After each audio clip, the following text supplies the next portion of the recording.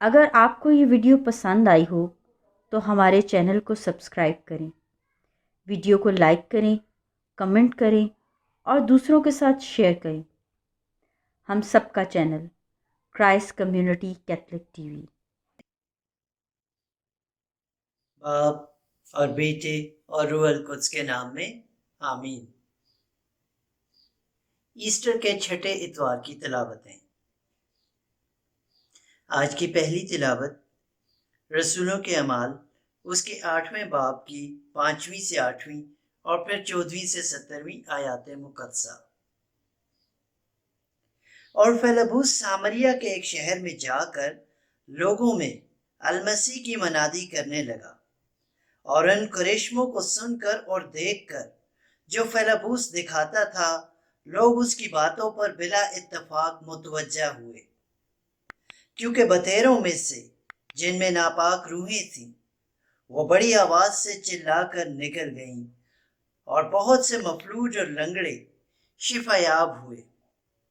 اس لیے اس شہر میں بڑی خوشی ہوئی۔ جب رسولوں نے جو یروشلم میں تھے سنا کہ سامریوں نے خدا کا کلام قبول کیا ہے، تو انہوں نے پترس اور یوحنا کو ان کے پاس بھیجا۔ جب وہ پہنچے تو انہوں نے ان کے لیے دعا کی کہ روح القدس پائیں، کیونکہ وہ اس وقت تک ان میں سے کسی پر نازل نہ ہوا تھا، لیکن انہوں نے صرف خداوند یسوع کے نام پر بپتسمہ پایا تھا۔ تب انہوں نے ان پر ہاتھ رکھے اور انہوں نے روح القدس پایا۔ پاک کلام کے پڑھے اور سنے جانے پر خدا کی برکت ہو۔ خداوند کا شکر ہو۔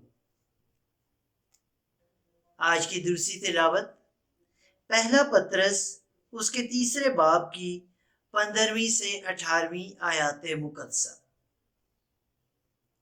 بلکہ خداوند مسیح کو اپنے دلوں میں مقدس سمجھو، اور جو کوئی تم سے اس امید کی دلیل پوچھے جو تم میں ہے، تو اسے جواب دینے کے لیے ہمیشہ تیار رہو، مگر یہ فروتنی اور خوف کے ساتھ ہو، اور نیت نیک رکھو، تاکہ وہ جو تمہیں بدکار جان کر تمہیں برا کہتے اور تمہارے مسیح نیک چال چلن پر لان تان کرتے ہیں، شرمندہ ہوں۔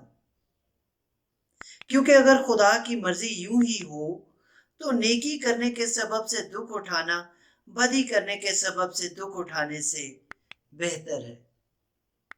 پاک کلام کے پڑھے اور سنے جانے پر خدا کی برکت ہو۔ خداوند کا شکر ہو۔